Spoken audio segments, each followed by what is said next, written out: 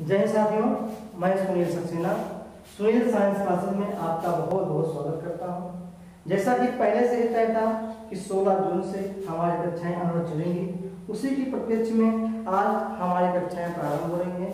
अपनी कक्षाएं प्रारंभ करने से पहले मैं अपनी चैनल के बारे में कुछ डिटेल बता देना चाहता हूँ। मेरे चैनल में कक्षा 6 से लेकर के कक्षा 12 तक प्रत्येक विषय की एनसीईआरटी को सरल व सहज तरीके से कवर करवाई जाएगी। साथ ही साथ आपको रीजनिंग, मैथ, करंट अफेयर की क्लास भी उपलब्ध कराई जाएगी। मेरा क्लास ज्वाइन करने से आपको परीक्षा में होने वाली कठिनाई आसानी से हल हो जाएगी, क्योंकि आपको पता है कि एनसीईआरटी से अधिक क्वेश्चन परीक्षाओं में पूछे जाते हैं। चाहे छोटी से जो बड़ी परीक्षाएं होती हैं उसमें एनसीईआरटी की एक अहम भूमिका होती है। साथ ही साथ करंट अफेयर की भी अहम भूमिका होती है।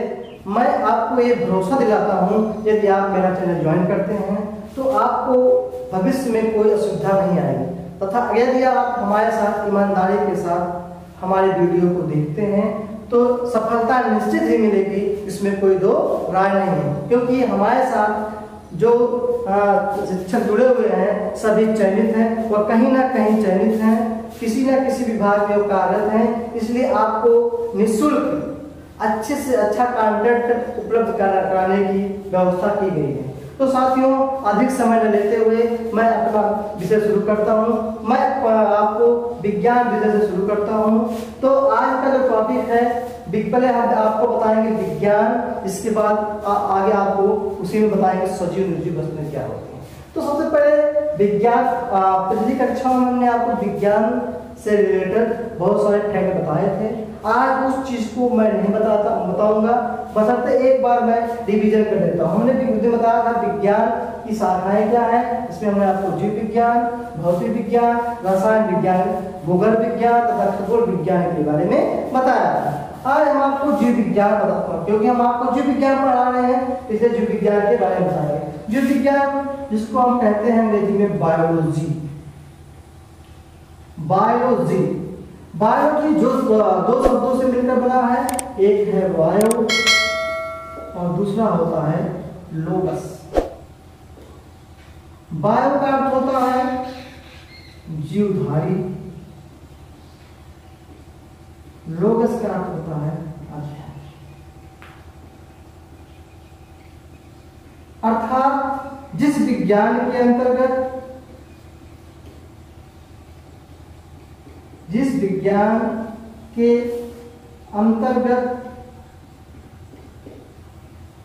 हम जीवधारियों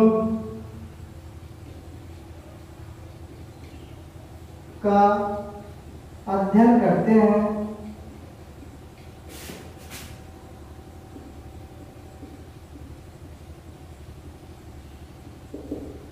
उसे हम जीव विज्ञान या बायोलॉजी कहते हैं। जीव विज्ञान शब्द का प्रयोग सबसे पहले लैमार्क तथा ट्रेविरेनस, लैमार्क व ट्रेविरेनस नामक दो वैज्ञानिकों ने किया। कहने का मतलब जीव विज्ञान शब्द अर्थात बायोलॉजी शब्द का प्रयोग सबसे पहले लैमार्क व ट्रेविरेनस नामक वैज्ञानिकों ने किया था। लेकिन जीव विज्ञान पर सबसे ज्यादा अध्ययन अरस्तु ने किया था। जीव विज्ञान पर सबसे ज्यादा अध्ययन अरस्तु ने किया था, इसलिए अरस्तु को जीव विज्ञान का पिता कहा जाता है। फादर ऑफ बायोलॉजी नोन अरस्तु। अरस्तु ने 500 जीवधारियों पर अध्ययन किया था, अर्थात अरस्तु ने 500 जीवधारियों पर अध्ययन किया था और अध्ययन करके उन्होंने एक किताब लिखी थी जिसका नाम है हिस्टोरिया ऑफ एनिमलिया। हिस्टोरियम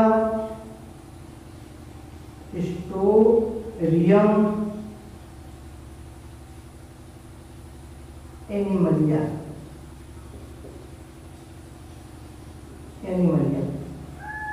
अरस्तु ने हिस्टोरियन एनिमलियम नामक किताब की रचना की थी। अब यहाँ से बच्चों एक क्वेश्चन बनता है। अगर क्वेश्चन आ जाए कि हिस्टोरिया ऑफ एनिमलियम पुस्तक के रचयिता कौन है, यदि आपको नहीं पता है तो आपका 1 नंबर मिस हो जाएगा। इसलिए आप इसको नोट कर लें कि अरस्तू ने हिस्टोरियम एनिमलियम नामक किताब की रचना की थी। तो ये हुआ आपका बायोलॉजी के अंतर्गत हो गया है। अब इसी के अंदर हम एक चीज का और अध्ययन करते हैं जिसका नाम होता है वनस्पति विज्ञान, क्योंकि ये भी जीवधारियों का अध्ययन किया जाता है। वनस्पति विज्ञान भी के अंतर्गत हम वनस्पतियों का अध्ययन करते हैं और वनस्पति भी सजीव के अंतर्गत आते हैं। तो वनस्पति विज्ञान के पिता हैं थियोफ्रैक्टस। वनस्पति विज्ञान के पिता है थियोफ्रैक्टस। इन्होंने भी 500 पौधों पर सबसे पहले अध्ययन किया और इन्होंने भी एक किताब की रचना की जिसका नाम है हिस्टोरिया प्लेंटम। हिस्टोरिया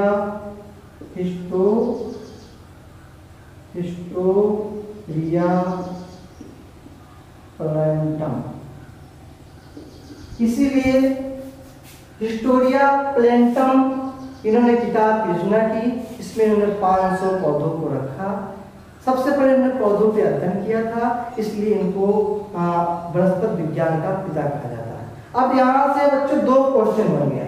पहला क्वेश्चन ये बन गया कि अरस्तु के किताब का नाम बताइए। दूसरा क्वेश्चन हो गया कि थियोफ्रैक्टस जिन्हें वनस्पति विज्ञान का पिता कहा जाता है उनके किताब का क्या नाम है। तो दोनों क्वेश्चन आपके सामने दिखाई पड़ रहे एक पढ़ रहे हैं। तो ये 2 क्वेश्चन आपको इतना पढ़ने पर 2 क्वेश्चन आपको प्राप्त हो। अब हम आगे का आंसर आपको पढ़ाते हैं कि सजीव क्या है, निर्जीव क्या है, क्योंकि जब तक हम सजीव निर्जीव के बारे में नहीं पढ़ेंगे, नहीं जान पढ़ेंगे, तब तक हम कुछ जानकारी नहीं हासिल कर पाएंगे। अब आपको ऐसा लगता होगा कि सजीव निर्जीव जो छोटे क्लास का कॉन्सेप्ट है, नहीं, छोटे क्लास का कॉन्सेप्ट है। साथ साथ जब तक आपको बेसिक ज्ञान नहीं होगा तब तक आप आगे का ज्ञान नहीं ले सकते। इसीलिए मैं और मेरी टीम ने बीड़ा उठाया है कि आपको बेसिक स्तर से तैयारी करवा जाएगी, ताकि आप जब आपको बेसिक स्तर का ज्ञान रहेगा तो आप आसानी से उच्च स्तर का ज्ञान आप अर्जित कर सकते हैं। तो आपको ये ना लगे कि हम आपको छोटे क्लास का पढ़ा रहे हैं। एक जो हम आपको पढ़ाएंगे सब कॉम्पिटिटिव स्तर का पढ़ाएंगे। ऐसे सब क्वेश्चन आने वाले हैं। अब अगले महीने में आपको पता है, आगे वाले महीने में PET, SSC, UP TET, super TET, लेखपाल तथा जो है एनटीएस आज जैसी परीक्षाएं लगी हैं, जिसमें से पीईटी सबसे इम्पोर्टेंट परीक्षा है, क्योंकि यूपी ट्रिपल एससी का ये ट्रेंड बन गया है कि पीईटी परीक्षा वो सबको देना है और पीईटी परीक्षा पास करने वाले ही आगे किसी भी कॉम्पिटिटिव परीक्षा में बैठ सकते हैं। तो अब अभी देखिए हाल ही में लेखपाल जो है, लेखपाल के लिए जिनका सबसे अच्छा पीईटी नंबर आया था उनको ऊपर से उठा लिया।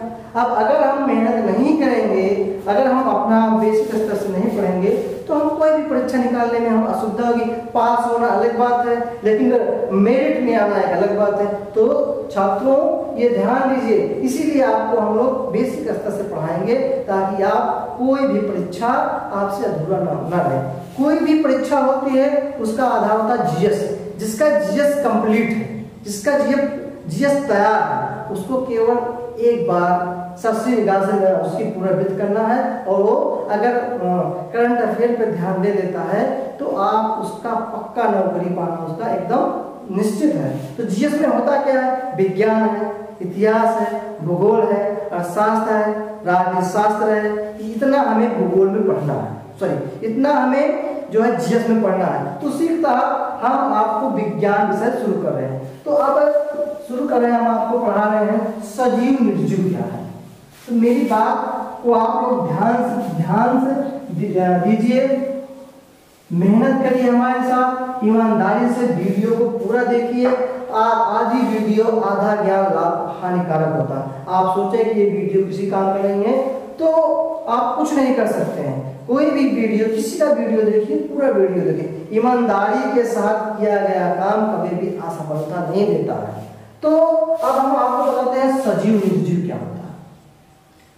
बहुत आसान टर्म है लेकिन समझने वाली बात है क्योंकि ये बेसिक है। अब सजीव क्या है? सजीव निर्जीव, जितनी भी हमारे आस-पास पड़ोस जितनी भी वस्तुएं दिखाई पड़ती हैं सब या तो सजीव होती है या निर्जीव होती है। इसके अलावा कोई भी वस्तु नहीं होती है, अब एक होती है। ठीक है, अब हम सजीव पढ़ते हैं क्योंकि सजीव में क्या होता है? सा धन जीव, अर्थात सजीव दो शब्दों से मिलकर बना है। एक का नाम है सा और एक का नाम और है जीव। सा धन जीव, तो सा को हम कहते हैं साथ और जीव को कहते हैं जीवन। बच्चे समझने वाली बात है, आसान, सबसे आसान तरीका है किसी भी चीज को याद करना, पढ़ना। सबसे पहले उसी के जो शब्द, जिस शब्द के बारे में पूछा जाए उसी को आप पहले उसी का छेद देना, उस शब्द को तोड़िए, आपको उत्तर मिल जाएगा। सा माने साथ, जीव माने जीवन, अर्थात ऐसा जीव जिसमें जीवन हो, अर्थात जिसमें जीव हो, उसे जीव को हम सजीव कहते हैं। बस आसान तरीका है। अब आपको पता है कि सा धन जीव माने सजीव, जिसमें जीवन पाया जाता है उसे हम सजीव कहते हैं। तो आपको सजीव से संबंधित जितने भी टर्म हो गया आपको पता लग जाएगा। अगला है निर्जीव, इसको भी समझें। ये दो शब्द से मिलकर बना है निर्जीव। निर माने होता है बिना और जीव माने होता है जीवन, बिना जीवन के, अर्थात ऐसी वस्तुएं जिनमें जीवन नहीं पाया जाता है उसे हम निर्जीव कहते हैं। जैसे इसमें इसका उदाहरण आप जानते हो नहीं जान होता क्या? जैसे लकड़ी हो गया, पत्थर हो गया, लोहा हो गया,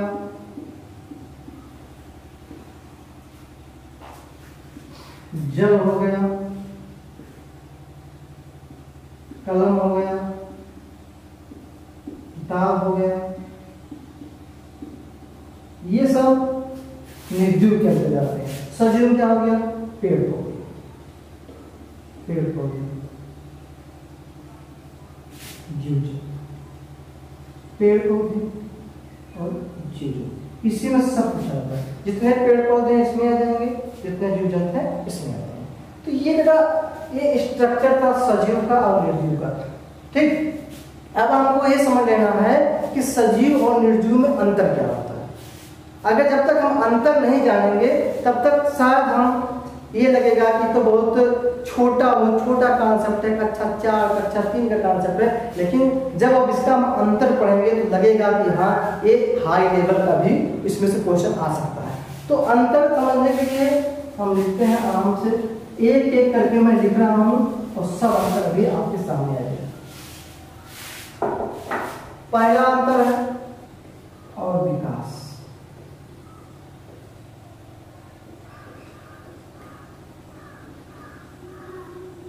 बच्चों जितने भी सजीव वस्तुएं होती हैं सब में वृद्धि होता है और विकास होता है।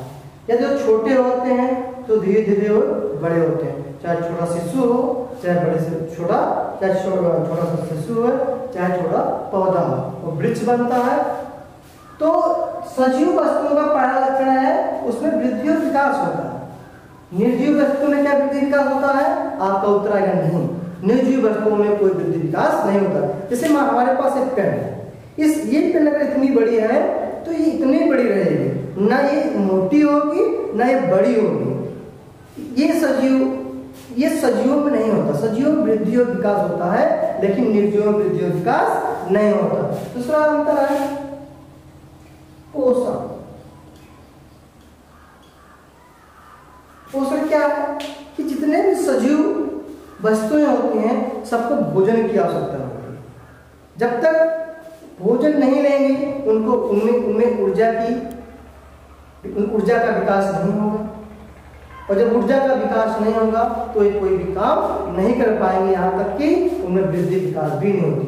अर्थात सजीव वस्तुओं को पोषण की आवश्यकता होती है, निर्जीव वस्तुओं को कोई भी पोषण की आवश्यकता नहीं होती है। अर्थात ना तो इनको भोजन की आवश्यकता होती है, ना तो इनको ऊर्जा की आवश्यकता होती है। अगला नंबर तीसरा है कोशिकीय संगठन। कोशिकीय संगठन, देखिए बच्चों, जितनी भी सजीव वस्तुएं होती हैं सबका विकास कोशिका से होता है। अर्थात कोशिकाओं से ही सजीवों का निर्माण होता है। अब कोशिका चाहे विभाजित हो चाहे जैसे होती हुई, लेकिन उनका विकास कोशिकीय संगठन से होता है। कोशिकाओं के मिलने से ऊतक, ऊतक के मिलने से अंग, अंग से मिलने से अंग तंत्र, और अंग तंत्र के मिलने से एक शरीर का निर्माण होता है, एक जीव का निर्माण होता है। लेकिन निर्जीव वस्तुओं में कोई भी कोशिकीय संगठन नहीं पाया जाता है। अर्थात निर्जीव वस्तुओं का निर्माण कोशिका के द्वारा नहीं होता है, बल्कि वो या तो मानव निर्मित होती हैं या तो वो प्राकृतिक होती हैं। अगला आता है गमन या गति। गमन या गति, जितनी भी सजीव वस्तुएं होती हैं उनमें गति होता है, उनमें गमन होता है। लेकिन निर्जीव वस्तुओं में कोई गति या गमन स्वयं नहीं होता है, बल्कि जब उसको हम गति या गमन कराते हैं तो गति और गमन होता है। अब ये चलो समझ लेने की बात है, यहाँ पे आप लोगों के दिमाग में क्वेश्चन उठता होगा कि पेड़ पौधे भी सजीव हैं, वो कहाँ गति करते हैं, उनमें कहाँ गमन पाया जाता है? ये जान लीजिए, उनमें गति या गमन नहीं पाया जाता, लेकिन विशेष अंगों में गति व गमन पाया जाता है। तो ये एक विशेषता और हो गई। अगली विशेषता है आपको उत्सर्जन। हाँ, उत्सर्जन देख लीजिए, सीक्वेंस में भी नहीं है। उत्सर्जन, उत्सर्जन ये एक बड़ा टॉपिक है, इसको आगे आपको समझाया जाएगा, परंतु आप आज कुछ जान लीजिए उत्सर्जन होता क्या है। पाचन, श्वसन आदि के फलस्वरूप हमारे शरीर में कुछ ऐसे पदार्थ इकट्ठा हो जाते हैं, यदि वो हमारे शरीर में रहें तो हमको नुकसान पहुंचाते हैं। उन्हीं को बाहर निकालने की प्रक्रिया को उत्सर्जन कहा जाता है। इसमें हिस्सों में पेशाब होता है, ऑक्सीजन होता है, सॉरी कार्बन डाइऑक्साइड होता है, और पसीना होता है, मल होता है। ऐसे पदार्थ उत्सर्जी पदार्थ कहलाते हैं। यदि हमारे शरीर में रहें तो हमको मतलब हानि पहुंचाते हैं। तो जितने भी सजीव होते हैं उनमें उत्सर्जन होता है, लेकिन निर्जीवों में कोई उत्सर्जन की प्रक्रिया नहीं होती है। अब पौधों में क्या उत्सर्जन होता है? बहुत से पौधों में गोंद निकलता है, उनके पौधों से गोंद निकलता है, वो उत्सर्जी पदार्थ होता है। जो पौधे हमको ऑक्सीजन देते हैं उनके लिए उत्सर्जी पदार्थ होता है, इसलिए वो भी उत्सर्जन की प्रक्रिया करते हैं। लेकिन निर्जीवों में कोई भी उत्सर्जन नहीं होता है। छठवां देख लीजिए आप, छठवां है श्वसन।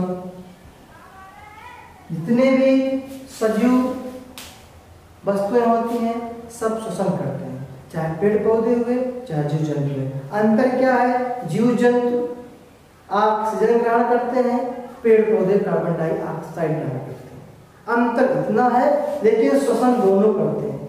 चाहे एक पेन जो हम लिए हैं या जो हमारे पास डस्टर है, क्या श्वसन करता है? आपको उत्तर अगर नहीं, क्यों श्वसन करता है? क्योंकि इसमें कोई भी कोशिका नहीं पाई जाती है, और जिन वस्तुओं का शरीर किसी भी कोशिका से नहीं बना होता उनमें कोई भी प्रक्रिया संभव नहीं होती है। इसलिए निर्जीव वस्तुओं में कोई भी श्वसन नहीं होता है। सातवां हम यहाँ देखते हैं, सातवां आपका है परिसंचरण।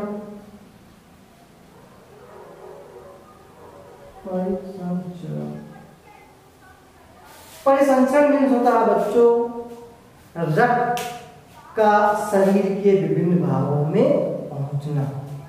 क्योंकि जितने भी पोषण के बाद जितने भी पोषक तत्व होते हैं सब रक्त के द्वारा ही शरीर के विभिन्न भागों में पहुंचते हैं। पौधों में भी जाइलम व फ्लोएम पाया जाता है, जिसके द्वारा उनके जो पोषक तत्व होते हैं पौधे के विभिन्न भागों में पहुंचते हैं। परंतु निर्जीव में कोई भी मतलब परिसंचरण तंत्र नहीं पाया जाता है, अर्थात ये भी एक अंतर होता है सजीव और निर्जीव का। अगला आपका है आठवां आपका है प्रजनन। प्रजनन जितने भी सजीव वस्तुएं होते हैं अपने समान जीव उत्पन्न करने के लिए उनमें प्रजनन की प्रक्रिया पाई जाती है, अर्थात यदि वे प्रजनन नहीं करते हैं तो उनका वंश खत्म हो जाता है।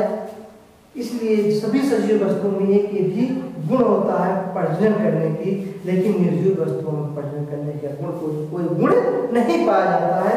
एक आखिरी आप लोग देख लीजिए, है तो बहुत, लेकिन आपको बहुत डिटेल में अभी पढ़ने की आवश्यकता नहीं है। हम उतना पढ़ाएंगे आपको जितना आपकी परीक्षा में आ जाए और आप उसको हल करके चल पाए। नवा आपका है मृत्यु। जितने भी सजीव वस्तुएं होती हैं सब में मृत्यु होता है, सबकी मृत्यु होती है। जिसका जन्म होता है उसकी मृत्यु होती है, लेकिन निर्जीव वस्तुओं में ऐसी कोई भी लक्षण नहीं पाया जाता है। वो डिस्ट्रॉय नष्ट होते हैं, ना कि उनकी मृत्यु होती है। लेकिन सजीव वस्तु है, अगर वो पृथ्वी पर जन्म लिए हैं तो उनकी मृत्यु निश्चित है। तो ये सब जो आपको हमने बताया सजीव और निर्जीव के बीच का अंतर है, ये अंतर आप जान लीजिए। ये तो अंतर सजीव निर्जीव का है, लेकिन यही जो आप हमने बताया सजीव के ये सजीव की विशेषताएं हैं, अर्थात सजीव वस्तु में इतनी विशेषताएं पाई जाती हैं। और बेटा ये जान लीजिए इसी को हमें पढ़ना है। अगर हमें जीव विज्ञान पढ़ना है तो इसके अलावा हमें कुछ नहीं पढ़ना है। हमें कोशिका पढ़ना है, कोशिका विभाजन पढ़ना है, वृद्धि विकास पढ़ना है, पोषण का एक बहुत ब्रॉड प्रक्रिया है उसको पढ़ना है। इसके बाद हमें गमन या गत या प्रसरण पढ़ना है, उत्सर्जन पढ़ना है, श्वसन पढ़ना है, परिसंचरण पढ़ना है, प्रजनन पढ़ना है। इतना जब हम पढ़ लेंगे तो हमारा जो विज्ञान खत्म हो जाएगा। और इसके बाहर का एक भी अगर क्वेश्चन आए तो हमसे आप कहिए। लेकिन हाँ, ये इसको पढ़ाने का उद्देश्य ये था कि आप जाने कि सजीव निर्जीव में अंतर क्या है और सजीव की विशेषताएं क्या होती है। तो ये अंतर था और विशेषताएं थी। तो ये आज आपका टॉपिक खत्म होता है। अगले दिन आपको अलग टॉपिक पढ़ाई जाएगी। आप हमारे चैनल से जुड़िए, मेरा पूर्ण रूप से विश्वास है कि आप कभी निराश नहीं होंगे। लेकिन बस आपको ये ध्यान देना है कि हमारे वीडियो को आप तन्मयता से, गंभीरता से, मेहनत व ईमानदारी से देखिए। मेरा वादा है कि आप भविष्य में कोई भी परीक्षा देने जाते हैं, अगर हमारे चैनल से आपको लाभ नहीं मिलता है तो आप आकर के हमको बोल सकते हैं, ठीक है। ये मेरा विश्वास है। मेरे साथ मेरी टीम लगी हुई है। आपको हर विषय अच्छे तरीके से पढ़ाया जाएगा। बस आपको ईमानदारी के साथ जुड़ना है। आप हमारे चैनल को सब्सक्राइब करिए, अधिक से अधिक लाइक करिए, शेयर करिए, कमेंट करिए। यदि कोई आपको डाउट है तो आप हमारे कमेंट बॉक्स में कमेंट कर सकते हैं। इससे भी आपको का मतलब डाउट क्लियर नहीं होता है तो डिस्क्रिप्शन में हमारा नंबर दिया गया है, आप हमसे बात कर सकते हैं। बस एक चीज और ध्यान आपको देने की बात है कि आपको पढ़ाने के साथ साथ आपको नोट्स भी उपलब्ध कराया जाएगा, वो भी निःशुल्क, वो भी आपको निःशुल्क उपलब्ध कराया जाएगा। साथियों आज इतना ही। आपको बहुत बहुत धन्यवाद।